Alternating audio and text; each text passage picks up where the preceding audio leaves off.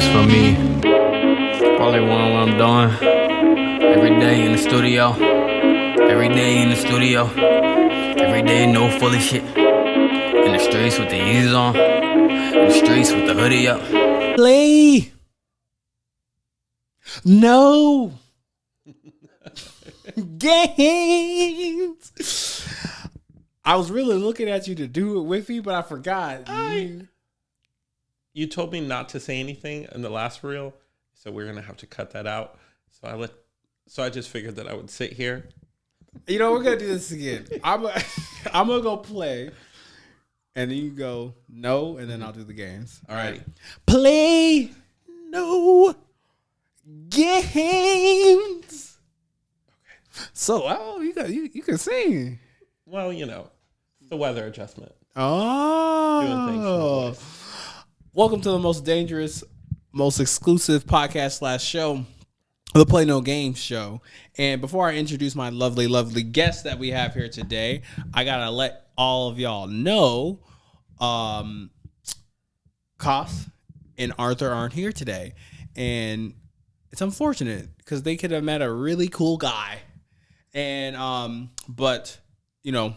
We'll catch up with them. You know, obviously, you know, we're all busy like we've talked about before, and you know, you'll hear from them soon. But if you haven't already, it's basketball season, and you know what they do in basketball season? They score buckets. That's it. Yeah, and Shooting in the gym. Yeah. And what I need for y'all to do is just like they get them buckets and those points go up. We need you to hit that like and subscribe button so we can have them points go up. There we go. You know, up and down that basketball court with the pizza basket. You feel me? You heard? Now, besides doing that, when it comes to liking, subscribing, please follow us on our Look Here .FRI matchmaking Instagram page where we do social dating things. Hopefully by the time this comes out,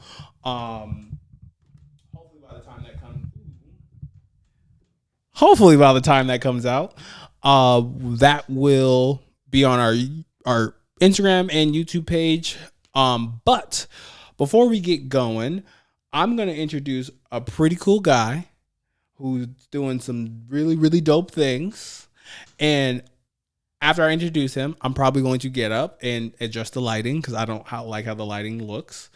But after I introduce him, you all are going to give him your utmost respect while I change the lighting. So, you want to talk about a guy who, against all odds, knows how to go, do, and become himself.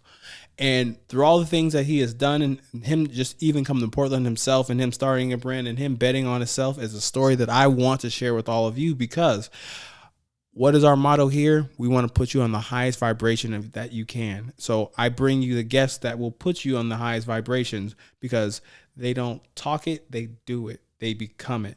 And today on the show, we got Bradlee. Bradlee, bless the people. How you been? Phenomenal. On a natural high lately. Go ahead. Thank you, Robert, for the beautiful introduction there. Yeah, kind of like what Robert was saying, you know, go to become. Started a luxury brand here in Portland last year, and it's exactly what it sounds like. The brand name Go Do Become really is about the journey of finding your go, because sometimes you can be like burnt out or like no capacity and like just like metaphorically on the side of the road with no gas, and you got to find what's going to fuel you to go do the things that you've dreamt about doing, but you necessarily don't know how to achieve those things. But as long as you put in the work, you're ultimately becoming the person you're meant to be. And we want to tell that story through the brand. So yeah, thanks for the intro. Shout out to the brand. You can follow us at go.do.become. We got some cool stuff coming this winter. So because we're not doing this over, I'm pretty sure I didn't mute you on the very first half of it. I think I pushed the button. We're looking at it. But it's all good. It's all good. No worries. because I know you're unmuted now. It's not because I don't want the people to hear you. It's just I'm like, no disrespect to Arthur and Cos, like, you know, with this board, I'm like a one man show. Like, I'm not saying they can't do it, but I'm just like I'm editing and I'm doing other stuff. But you know, they bring what they bring, and I appreciate and love them for it. But I just want to start with, you're not a ordinary Portlander. No, I'm definitely a transplant. What brought you here? The flowers. No. So growing up in Las Vegas, born and raised, we used to visit Vancouver, Washington every summer. I have uncles that live there. So I've kind of always known about the Pacific Northwest, grew up like camping and fishing, hunting, catching turkeys, everything you could think of outdoorsy, but I didn't really appreciate it growing up. I was such a city slicker. I'm like, you know, as I became a teenager, I'm like, oh, we're going to Portland. You know, I want to go back to Vegas, hang out with my friends and, you know, party, right? But that shift right there, ending on that party, I moved to Portland to kind of, you know, start fresh and venture out on a new career opportunity. So I was applying for a promotion, and I actually got an offer in LA and I got an offer in Portland. And I had a cousin in Portland. I have some family in Vancouver, my uncles. I didn't know anybody in LA. Started comparing like cost of living compared to what they were offering me.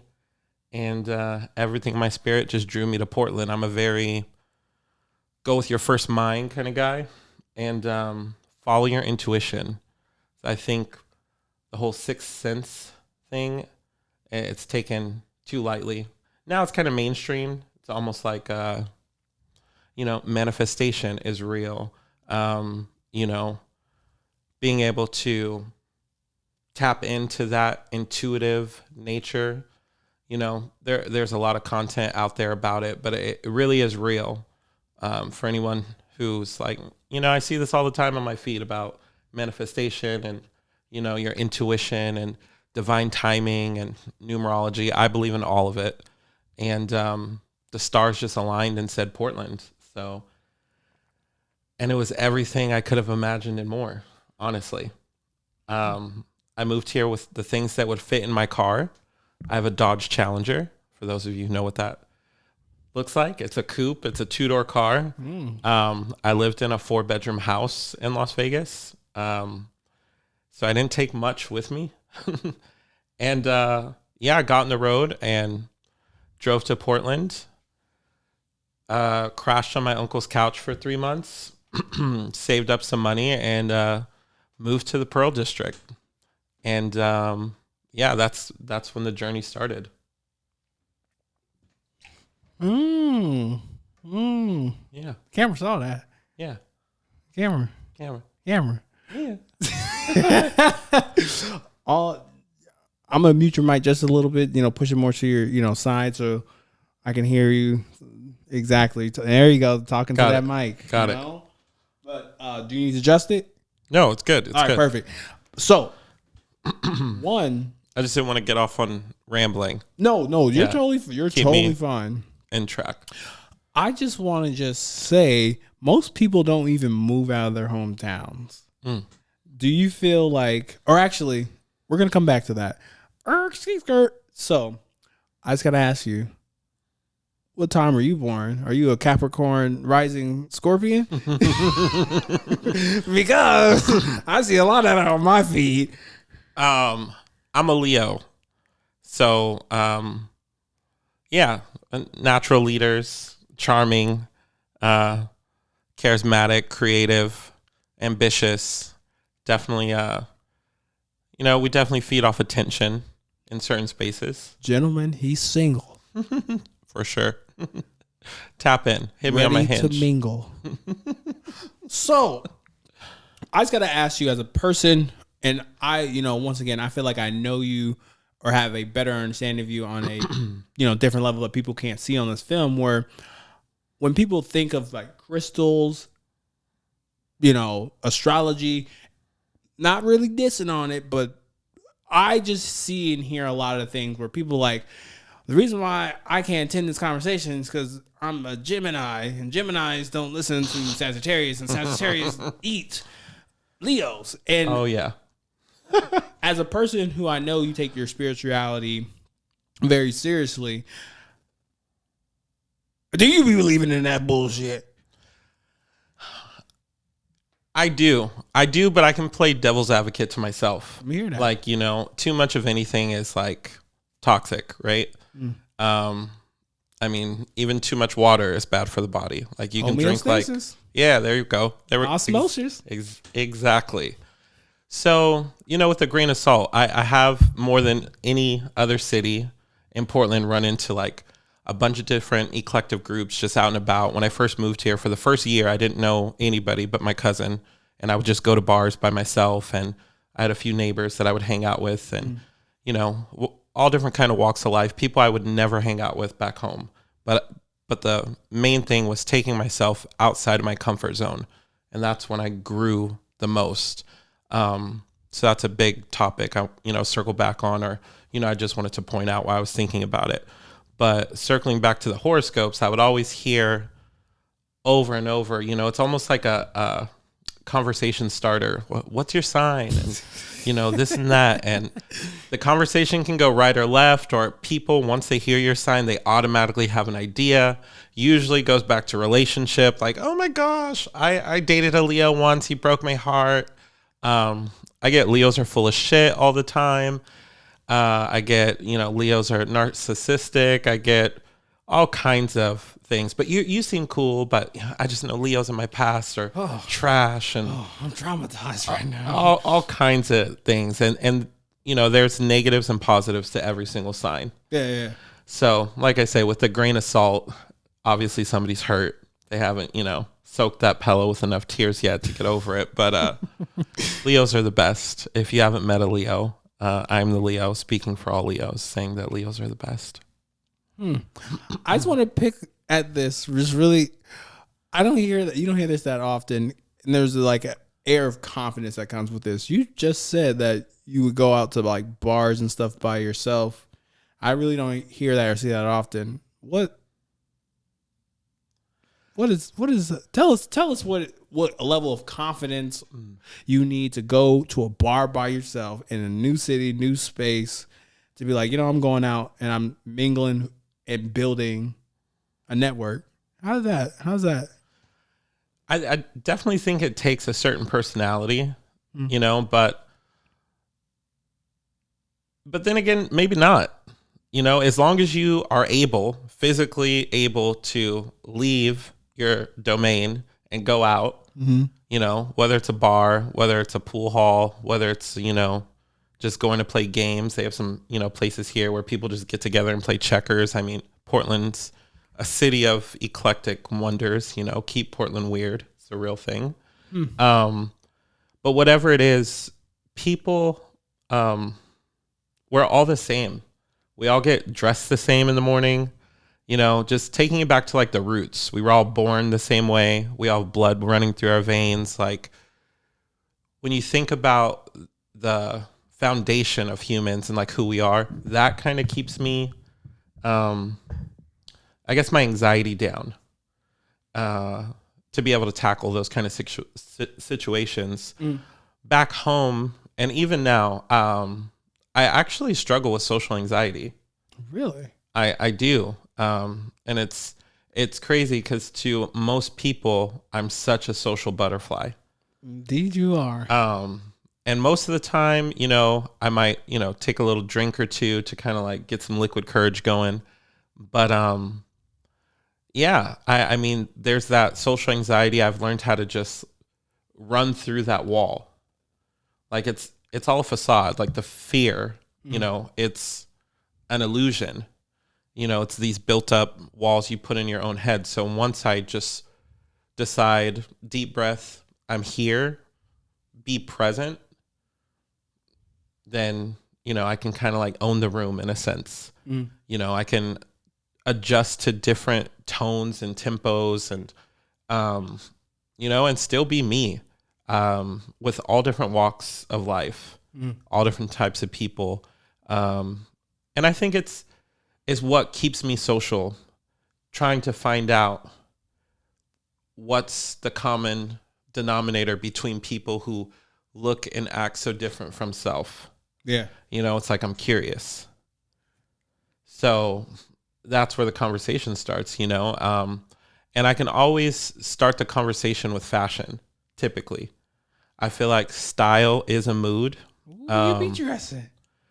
I be dressing. I like to, spice it up every now and then. And so tying it back to like being able to move to a new city, not know anyone, and say, you know what, these bars look popular. I'm going to get dressed up and I'm going to go out and I'm not going to stand in the corner. Typically, I would have a drink and I would start the conversation with fashion, like, oh my gosh, your look is dope.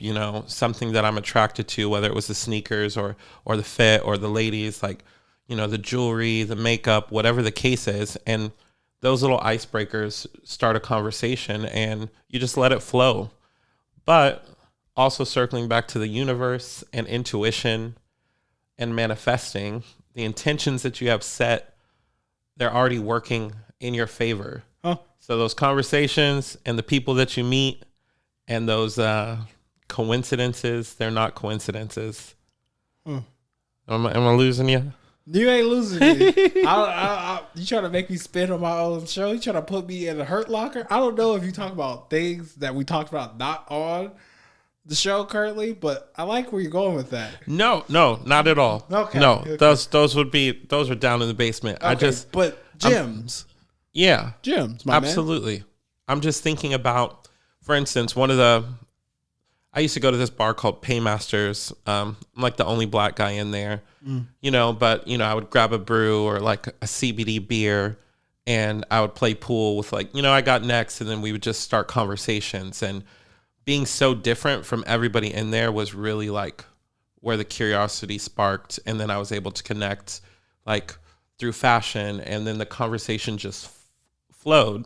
And some of those people that I connected with like the first year moving here have become lifelong friends of mine.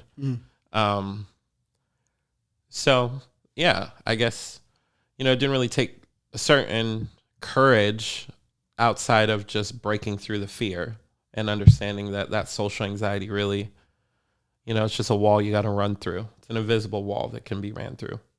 So I just want to talk about that. One, I appreciate you talking about and bringing up, some social anxiety that you deal with.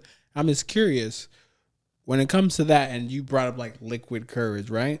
Do you think the liquid courage or the alcohol you consume brings it out? Or is that something that has always been inside of you and you just need a little bit more coaxing for it to come out? I think that I was definitely born this way. It's a natural personality trait, me to be just like outgoing. So be able to like vibe with anyone in a sense. But, when you take a shot or two of tequila, it just amplifies it. Ah, okay. It's definitely not, it's not the recipe. It's more like the sprinkles to the sundae. The reason why I wanted to, go at that is because, when I'm out, I hear people say that, and it's almost kind of like, where is that coming from? Like, is that coming from a place of like, hey, like you said, for me, it's just like the sprinkles. Like, I don't need it. Like, I'm already managing and handling my own social anxiety. It's just something that I do. I hear and see different people pounding drinks for like, I got to do this, talk to that person or doing things like that. And I think I'm really glad you brought that up, where we got to talk to people for that like disconnect, where it's kind of like, oh, you're using this as a vice to do something that you need to work on when you are sober. You see what I'm saying? Very toxic. Exactly. It is toxic behavior, but it's something that is very common. Yeah. And I just want to make sure that wasn't like misconstrued, like when you were talking as we're talking, because I've seen you and like we definitely talked about, off the show about, social anxiety, and things like that, where it's kind of like, I don't want my viewers or whomever to like take that and like, oh, okay, like, Bradlee. So I just wanted to at least break that down. And I appreciate it. Yeah. Yeah. I mean, my transparency sometimes I'm glad you were able to break that down. No, I definitely can go out sober and do the exact same thing. I would say the liquid courage is probably more for like an amplified environment. Yeah. Or like a club setting or something like that. I'm not it's not needed for sure.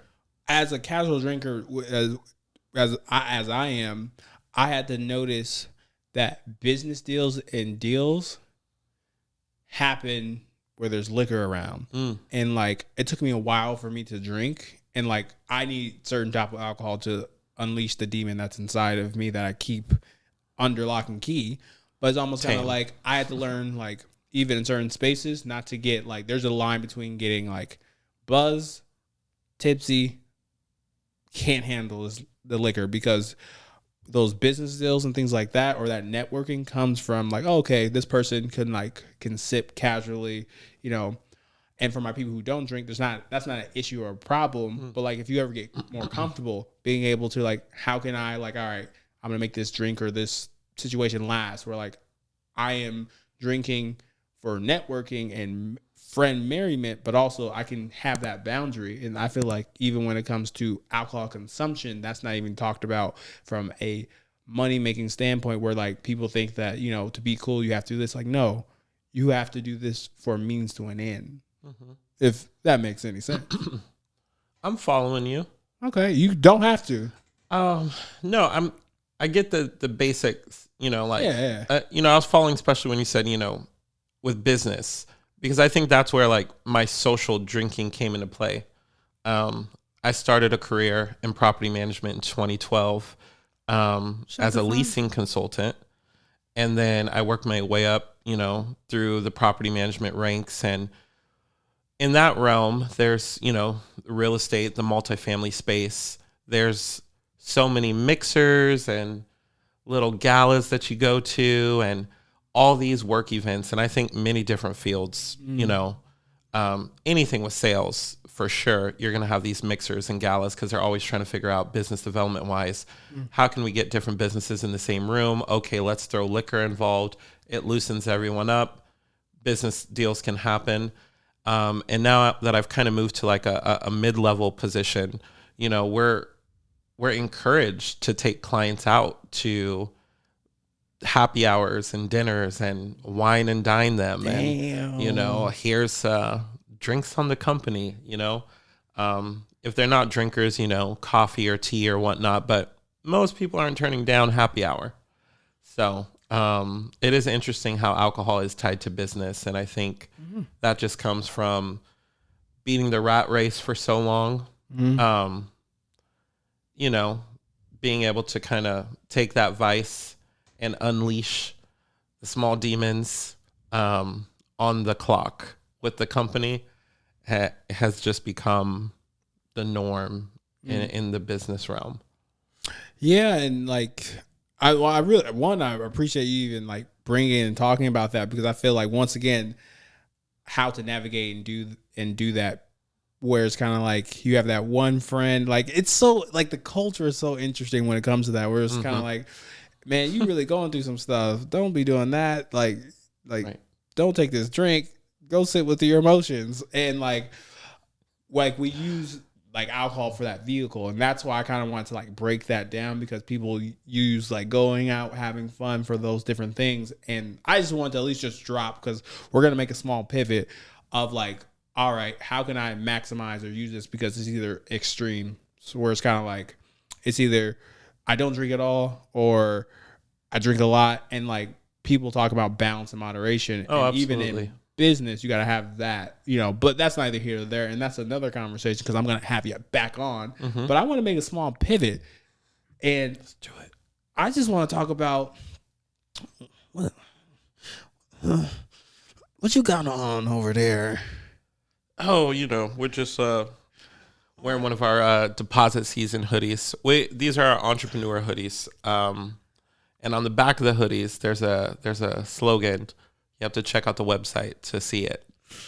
So I'm gonna put it out there. You know, Bradlee got a brand, This is true.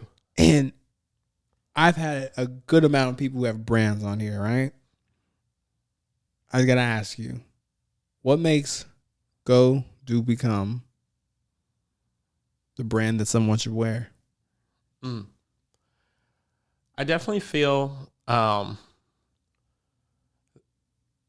watching the brand grow from when I launched it last year and all the customers that supported me for me, but then those who were so drawn to what the brand stands for. It's about entrepreneurship. So me coming from that corporate space and that sales world and, you know, the multifamily industry, which I love, but really wanting to create a life that, you know, I wasn't working to live or you know, what is it? Living to work. You good? Yeah. All that. Yeah, you good. I wanted a life that I was in control of. You know, if you do what you want, you're living. If you do what you can, you're controlled by your means. So we got caps on the website that say no salary cap. This is a design that I came up with in 2016. You know, long day of work, came home, playing with the sketchbook, and you know, all these different roles that I had envisioned myself working towards, they all have certain salary caps. And it's like, you know, growing up, it's like, you know, I want to make it out of the hood and, you know, I want to, you know, provide for my family and, you know, I want to inspire others. You know, am I really going to do that on these salaries that the government is taking 40% of our taxes? And, you know, then I got to do this and buy things and go back into debt. And, you know, what's the key out of it? And I believe no salary cap is where it starts. Multiple streams of income. You know, so along with my job, you know, the clothing brand was one of them. And, you know, one of the streams, one of the designs that we have on our hoodies says, "I really can't hear you without the deposit." And that spoke to so many of the customers. You know, some of them, everybody interprets art differently. So that particular quote, you know, spoke to some like, yeah, you know, I need my money on time. Exactly. Whoa. My time is money. You know, some of my spiritual people, they're like, you know, the deposit is energy. Like if the vibes are off, like stay away from me. I can't even hear you until the vibes are on point, you know? So when you're wearing the brand, whether it's the no salary cap hats and you know that you're not a person that's just chained to one source of income and you're not pushing towards a salary, you want to, you know, maximize your life and just shoot for the stars. Or if you're wearing one of the hoodies that we have on the site right now and it's, I really can't hear you without the deposit. I think ultimately what I'm trying to say is that it empowers you. You know, when you wear the brand, I want you to feel empowered wherever you are in your life, that you're going to the stars. You know, it's kind of a piece of armor, you could say. Like I got this hoodie on, I feel charged up. You know, when we launched this hoodie, they kind of flew off the shelf, and from all different kinds of entrepreneurs and executives, and like I said, spiritual leaders and politicians. It spoke to people in so many different fashions. And that's a beautiful thing about art. People interpret this quote differently. But I would say what separates my brand from others is we have so much more coming that you would have to like and follow to see what we're dropping next, because it's going to speak volumes for kind of what we've been talking about here on Play No Games podcast. I love this, the dropping. You know, all Bradlee's things will be in the subscription down below. And, you know, maybe I might add it going across the screen as well, you know, work on my editing skills. Now, one of the things I kind of want to address and talk with you about, because I don't want to keep, you know, ask you the same boring questions. You know, you ask brand, you know, when was it created? What's your mission statement? Because I definitely I want people to see you and your brand in a different light. You talked about the no salary cap, right? This is a show, because this will be like our marker, because this will be a show people tune into weekly, or if they're not disrespecting my guests, not my guests, but my listeners now, that there are people who listen weekly. I fuck with y'all. But it's kind of like on a more on a more consistent basis, right? The more of the numbers and things like that, where it's kind of like we kind of want to grow with our listeners and with this, like you're saying, like the no salary cap, right? Mm-hmm. When was there a time with you working in your business, right? Because we want to hear the good things, right? I see you out here selling out, but we also want to know the trials and tribulations in your business or creating your business. When do you feel like, because you broke the ceiling because you got the products, when did you feel like, and how did you deal with being capped or feelings of being capped growing this business? Well, I kind of felt like I was at a cap when this was the only product that we had hoodie wise. Mm-hmm. You know, it's not a full collection. It's kind of like pieces of art in my mind, you know, because the things that we push out speak volumes to me as a designer. But when people look at brands, they want, you know, they want to shop through, you know, the racks and what else you got and, you know, how many products do you have to sell? So I feel like once I kind of maximized Portland and, you know, the exposure with different pop-up shops we did, you know, and we're still doing, our price points as a luxury streetwear brand, one, it's a very particular niche, especially for Portland being such an eclectic, vintage city, you know, all about, you know, where's the clothing sourced from? You know, who made the clothing? You know, is it ethical? You know, these marketplaces and pop-up shops and whatnot, your buyers, your audience really, they're maybe not used to paying $120 for a hoodie. We would have whopper. So, yeah, that is kind of a point where I reached where I'm like, you know, I do feel like there is a niche here for luxury streetwear. You know, we have all these big companies. I don't know. Can you say them on your podcast? Sure. Yeah. Okay. Nike, Adidas, Under Armour. Yeah. So all these hubs that bring all these creatives and designers to the city. Shout out to all the brands and the ones that I didn't mention. And they love streetwear.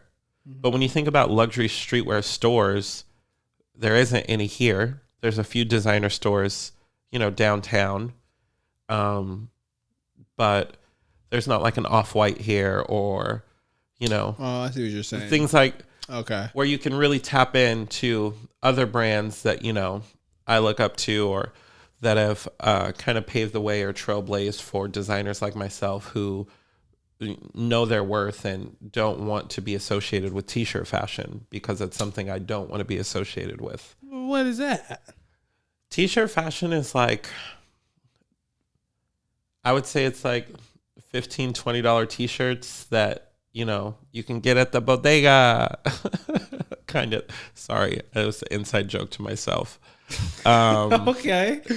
Have you seen that Drewski video where he's like mimicking the bodega? I a little bit, yeah. It's hilarious and it's just running in my head. Anyways, I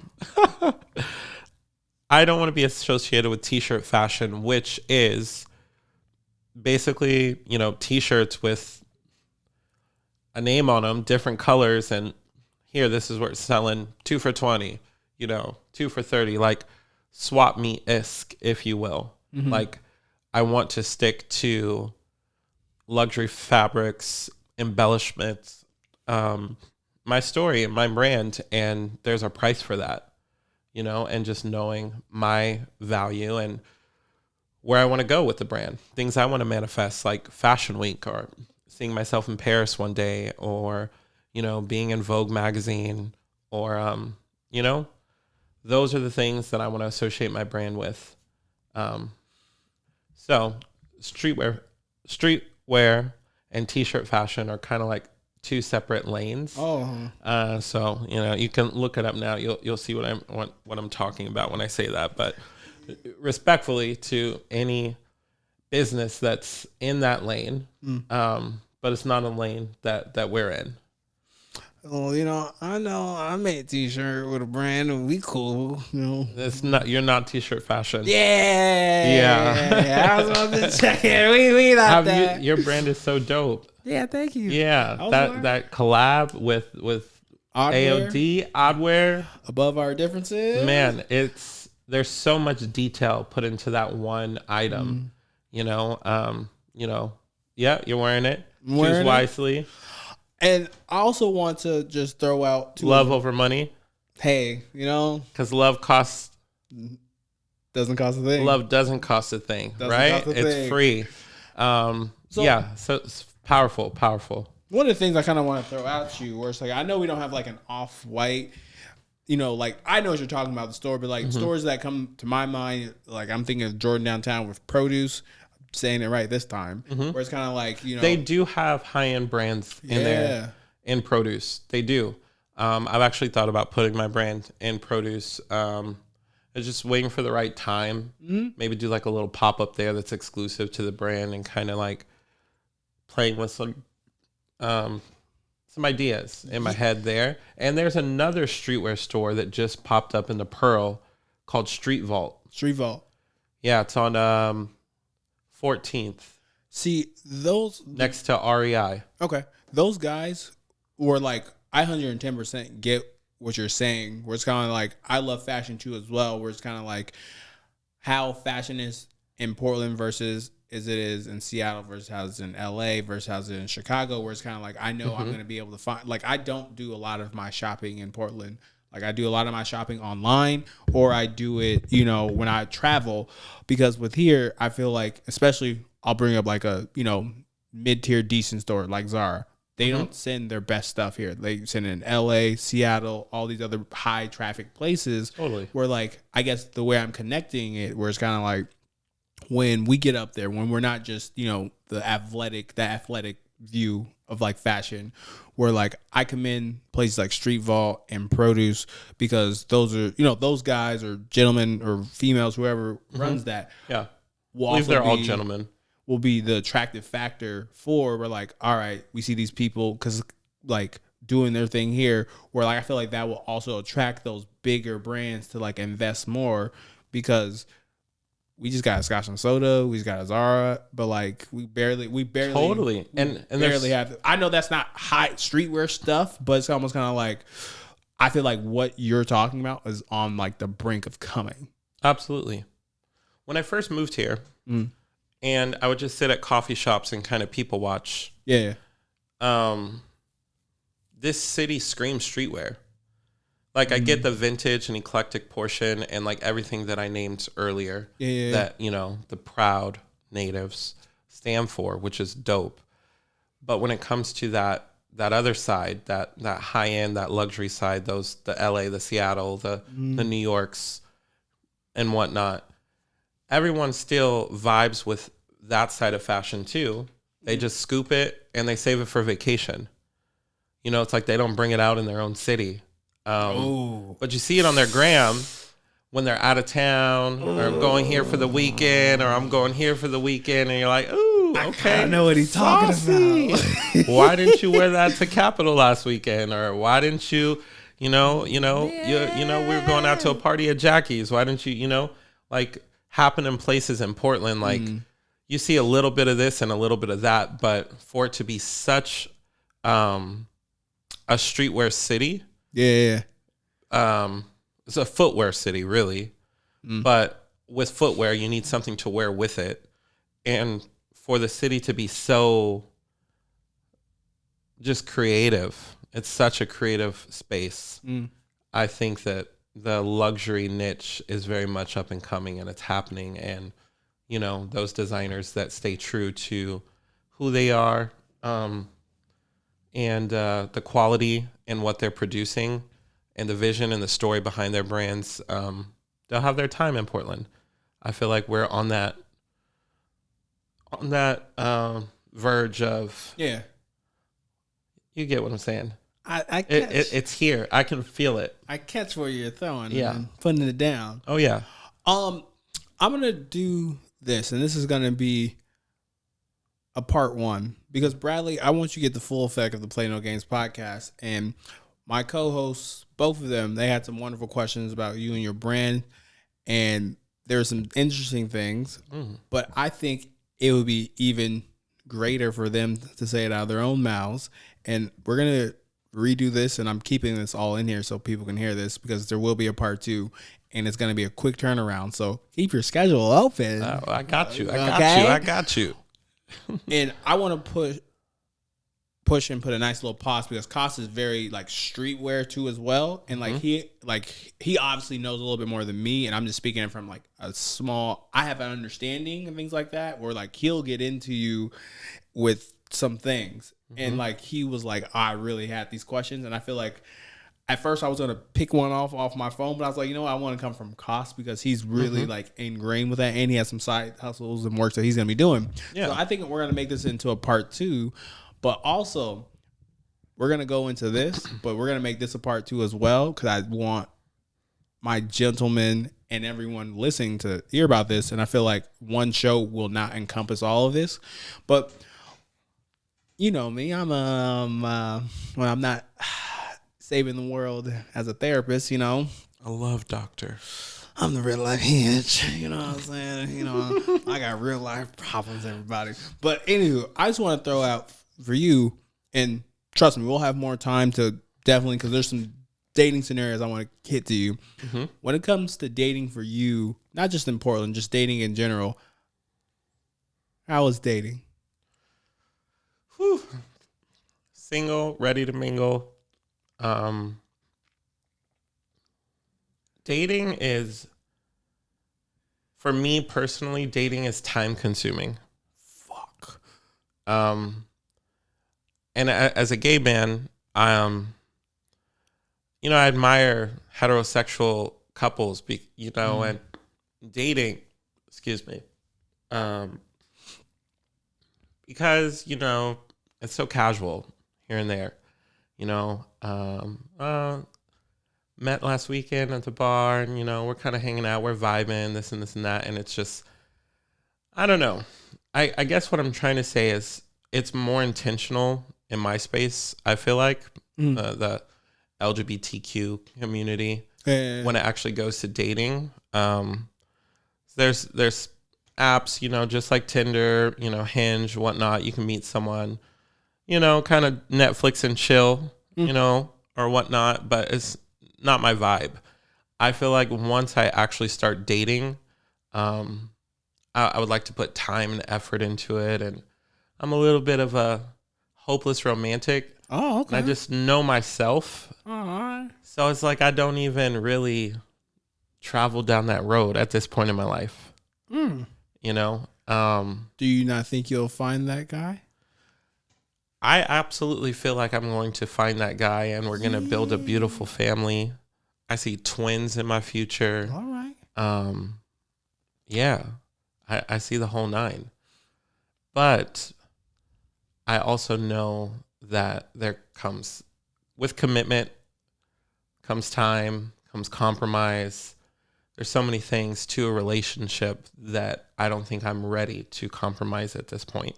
Oh, shit. What are some of the things that you're not ready and willing to compromise on? As a creative, as a designer, and just a creative in general, a serial entrepreneur, my mind is going 1,000 miles a minute all the time. I have so many relationships that I'm harvesting that I feel like my partner might be neglected should I choose to embark on a relationship. So the time in general is something I'm not willing to compromise at the moment. Okay. My space, again, I'm a hopeless romantic. So once it kind of, once I roll out the red carpet, in a sense, like, I don't want to sound toxic, but I mean, once it happens, I mean, yeah. So I'm very turned off by clinginess, but I'm also a very good lover. This all sounds terrible. Pisces moon's showing right now. All the things are showing. We'll kind of reel it back. Oh no, I need the guys for this one. We need the guys for this part. So I have a question for you, and then we'll end part one on this end, right? Mm-hmm. We had this question on here a little bit ago where we asked each guest. We asked them, their definition of love. You kind of asked that.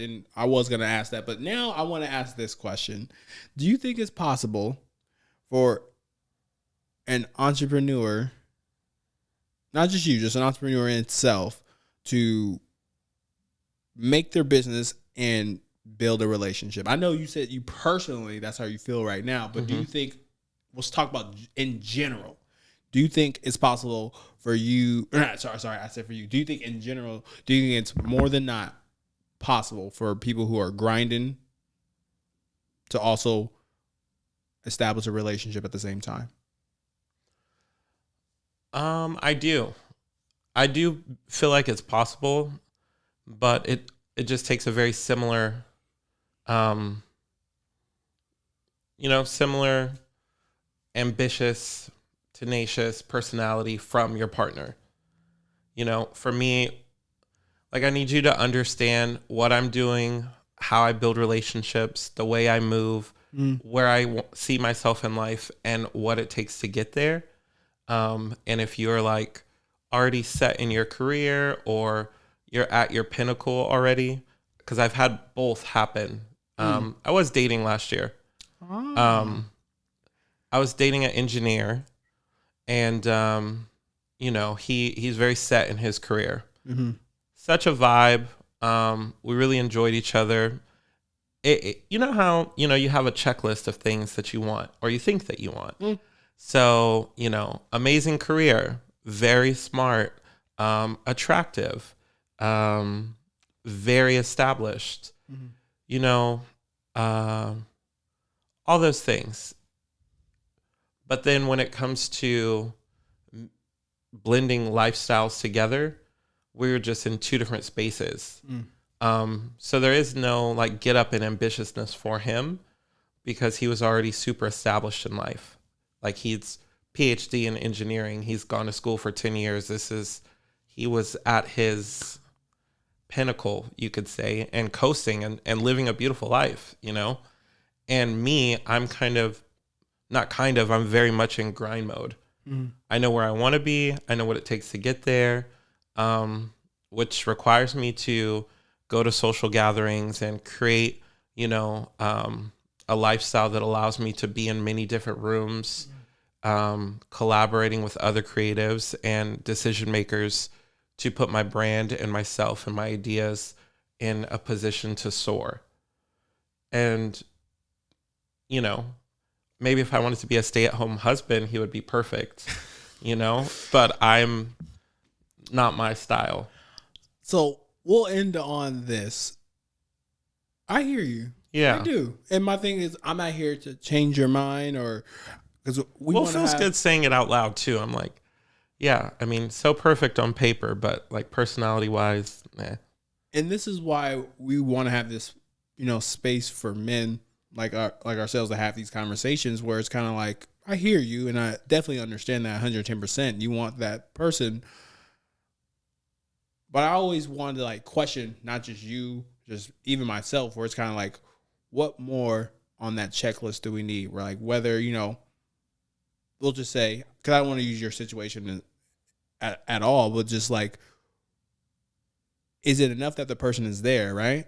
Where it's kind of like, that person showing me loyalty, they're showing me that they get the design, they show that there's going to be that support, where I'll just use myself, where it's kind of like, I don't think my standards are like exorbitantly like super high or anything like that.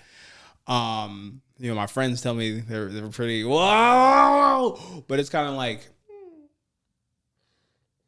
we got to have a place where we can get those reality checks. Or I feel like there are situations that we pass up on where we think the grass is greener on that side. Where it's kind of like we always look at the situation of like, man, those two people, they grinded together, they did that, and by all means, we don't know where that comes from because at the end of the day, always question what's true happiness and bliss, right? It's true happiness and bliss you accomplishing and you holding up that trophy and like I'm Elon Musk, or you looking into that crowd and be like, I wouldn't have done that or been that if it wasn't for the motivation for my twins or my family that I have, where it's kind of like, what's the greater of two evils or lessons, where it's kind of like being adored for like and who you are and meeting where you at, or for the future person you know you're going to be. If that makes sense, where it's kind of like, as humans, what is enough? Because don't get me wrong, me, you, we have this intrinsic value where I need to be something, I need to do that. But at the same time, I've been saying I hear this from my mom all the time. Rob, you're like, you do dope stuff already. That's enough. But I'm just kind of like, man, you know, when I get this, when I get the car and I get this, then all the chicks I didn't say nothing, I'm about to Mike Jones them. Yeah. And it's almost kind of like, no, like I was good enough for so many other people. I just put that own thing where I'm like, oh, I have to be this, so I get this. So that's all I wanted to. Yeah. No, and you're right. I echo everything you're saying. No. Because it's very, I keep using toxic, but it is very toxic. And I preach this to my friends and my loved ones, to get in the habit of, I'm getting ready to get ready. Ooh. Like, I always hear my cousins or, you know, people that I want to see grow or that I'm trying to push in a direction to elevate. Mm-hmm. They say things like that. Like, once I do this, I'm going to be able to do this. Or, you know, once I get this, I'm going to be able to get this. Or, you know, example, I'm just getting ready to get ready to get ready when like now is the time, you know, and I can circle back and speak for myself. Like with the brand, I've always known that I not always, I started this brand really in 2016 and I sat on it because I felt like I need like fancy cars for the photo shoot. I don't know anyone with fancy cars. This is back when I lived in Vegas. Or I do, but are they going to let me use their car? Or, you know, like, okay, there's certain kind of models I want. Or, you know, I want this video shoot, but I want people jumping out of a helicopter over the river. And that's really going to, you know, like always these outlandish ideas. And once I get this, then it'll be perfect. Or once I get this certain kind of fabric and these, which it's good to have intentions and know what you want and like a good outline. Yeah. Whether it's a relationship, whether it's a business, whatever, this can apply to all aspects of life. Talk your shit. But there's no time like now and like the resources and tools that you already have, right? Just using what you have. So yeah, tying it back to relationships, I feel that for me, it's more important to be loved and appreciated and valued where you are at the time of meeting and being able to grow together. Okay. Not I want to, you know, date you because I know where you're going, or, you know, I want to date you because of who you are. Just, you know, all the embellishments aside, I vibe with you. But life still, you know. I am not here to put my things on you. It's just, this is the space where we got to have those bigger conversations. Oh, absolutely. Or like, I'm not saying you are wrong or right, where it's kind of like in society, because in this society, we've been implanted since birth. You get all these outcomes, you get all these things that come to you. And I just purely want to just solely this question, what would it look like for you to just always be open for that person?